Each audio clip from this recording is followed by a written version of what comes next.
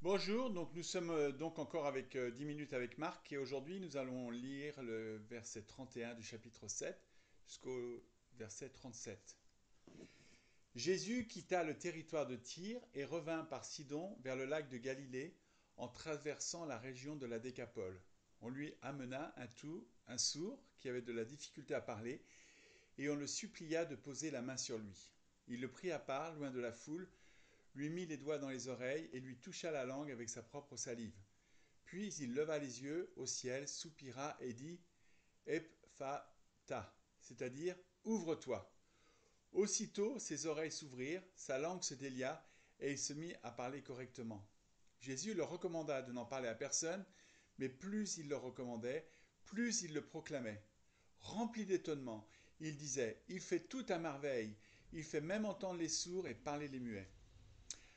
Alors, donc on est à la suite de la guérison de cette petite fille qui, vous vous rappelez, cette femme qui vient voir Jésus, qui est d'origine non juive, et qui lui dit, mais donne-nous les miettes, et puis simplement avec les miettes, ma fille sera guérie. Parce qu'elle a compris que Jésus était vraiment venu pour tout le monde. Et Jésus, parce que Jésus avait donné cette réponse en disant que, on voyait ça dans Matthieu, qu'il était vraiment venu d'abord pour les brebis perdues d'Israël. Et là encore, c'est les mystères de comment est-ce que Jésus essaye de faire sortir, de faire exprimer la foi chez les gens. En fait, on voit qu'il va, juste après cette rencontre, il va passer son temps dans ce qui est le Liban actuel et un peu dans les villes, donc Tyr et Sidon. Sidon, c'est Saïda maintenant au Liban. Et les Décapoles, c'est une région de 10 villes qui étaient devenues des villes grecques suite à l'invasion d'Alexandre le Grand. Et c'est quand même drôle de voir que passe tout son temps dans le pays cananéen, dans le pays étranger, dans le pays justement qui est un pays non juif, pays, endroit où justement les juifs n'étaient pas censés aller, ou n'étaient pas censés communiquer avec les gens parce que c'était pas des endroits purs pour eux, quoi. Et donc pendant qu'il est là-bas, on voit verset 32 qu'on lui amène un sourd qui a de la difficulté à parler, et les gens lui demandent, le supplient de poser la main sur lui. Donc on voit que déjà les gens ont une idée de ce qu'il faut faire. La décapole, il y est passé, on voit ça au chapitre 5. Quand la décapole, c'est là qu'il a chassé les démons chez cet homme. Donc les gens se rappellent il est là. Et quand Jésus arrive quelque part, il se passe quelque chose. Il y a des miracles qui arrivent. Et quelque part, c'est un peu la même chose avec nous. Quand on rencontre Jésus, eh ben, des choses extraordinaires se passent dans nos vies. De la même manière, quand on reçoit le Saint-Esprit, c'est, on, on a l'habitude de dire qu'il y a des signes visibles et des signes audibles, des choses qui se passent dans la vie des gens. La foi, c'est-à-dire une relation avec Dieu où rien ne se passe, c'est bizarre. Quand on voit Dieu, quand on voit Jésus, quand on rencontre réellement Dieu, eh ben, on vit quelque chose avec lui parce que Dieu est vivant, parce que Jésus est une personne, parce que le Saint-Esprit est une personne, parce que Dieu le Père est une personne, parce que les trois sont une personne. Alors, on lui amène le sourd et, et donc il le prend à part et Jésus il ne peut pas, comme avec avec l'autre femme du verset précédent, il faut qu'il s'en occupe. Et quelque part, ça aussi, c'est quelque chose qui devrait nous interpeller. Est-ce qu'on est toujours disponible pour apporter le royaume de Dieu là où on est? On voit dans Luc, la première chose que Jésus dit quand il arrive dans la synagogue, la première synagogue, il ouvre le rouleau de la loi et il tombe sur Ésaïe 61. L'Esprit du Seigneur est sur moi et il m'a appelé, il m'a oint pour annoncer la bonne nouvelle aux pauvres, pour guérir les boiteux, redonner l'ouïe à ceux qui ne peuvent pas entendre, la vue aux aveugles, etc. Et donc Jésus, il a dit qu'il allait faire ça, puisqu'il a dit voilà, la parole de Dieu s'est accomplie, il est le Messie, il est en train d'apprendre, d'enseigner ses disciples ce qu'il faut faire, et donc, eh ben, il amène avec lui toute la puissance de Dieu, tous les miracles de Dieu. Et on a vu, en particulier en France, à partir du XVIe siècle, quand il y a eu le réveil avec la réforme en France, on a vu des églises, l'évangile avancer avec beaucoup de force et beaucoup de puissance, pas forcément avec des miracles d'ailleurs, donc comme quoi la parole de Dieu c'est la parole de Dieu, La grâce de Dieu, c'est la grâce de Dieu.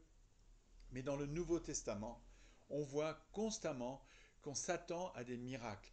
On s'attend à ce que Dieu brise le cours naturel des choses quand on croit en Jésus.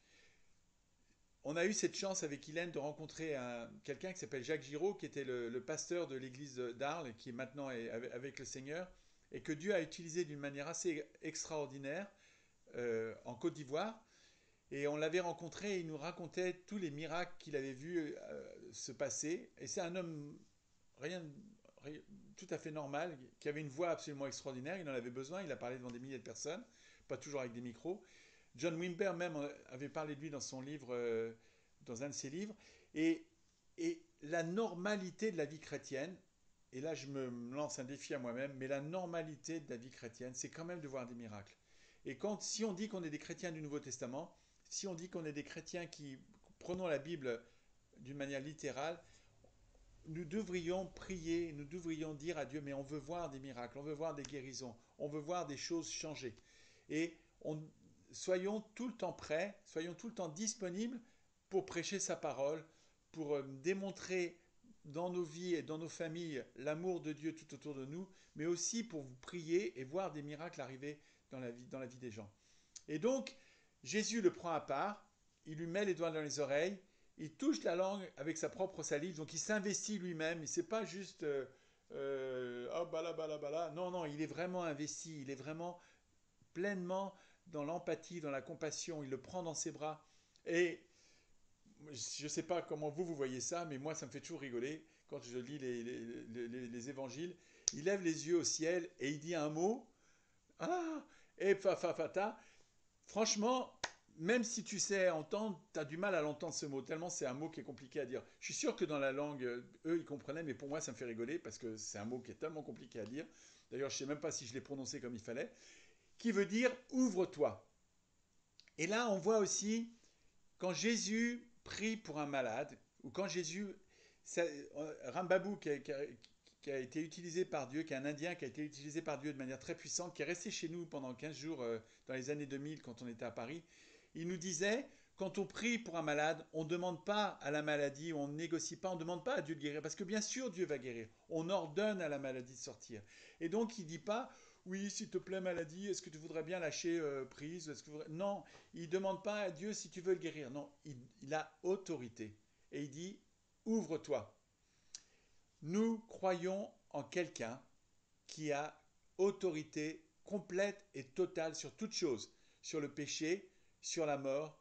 Il connaît toutes choses, son amour est infini et il est absolument capable de toutes choses. On peut prier pour les malades, on peut demander des centaines de fois qu'un sourd puisse entendre, même si Dieu ne le fait pas à ce moment-là, il peut le faire. Nous savons qu'il peut le faire. Et ça, c'est une des premières choses que Jacques Giraud et Rambabou nous ont dit. Dieu, bien sûr que Dieu veut et que Dieu peut guérir. Il ne le fait pas toujours, on ne sait pas pourquoi, mais il peut et il veut le faire. Et quand Jésus est avec cet homme, ou quand Jésus était avec la dame qui avait sa fille qui était malade, il veut guérir cet homme comme il voulait que la fille de cette femme soit guérie. Alors, ses oreilles s'ouvrent, sa langue se délie et il se met à parler correctement. Waouh! Et alors là, Jésus dit, n'en parlez à personne. Évidemment que ce que vous pensez que les gens ont fait, bah, plus on demande de ne pas en parler, et plus ils le proclament, parce que c'est absolument extraordinaire. Vous vous rendez compte? Un homme qui ne pouvait plus parler, qui n'entendait pas, donc qui parlait mal, probablement parce qu'il était sourd de naissance, qu'il n'avait jamais pu parler. Donc quand on est sourd de naissance, on ne peut pas parler parce que on lit les lèvres, mais les sons, on n'entend pas les sons, on n'arrive pas à équilibrer les sons. Cet homme se remit à parler. Et au verset 37, il confirme ce verset que je disais dans Isaïe 61.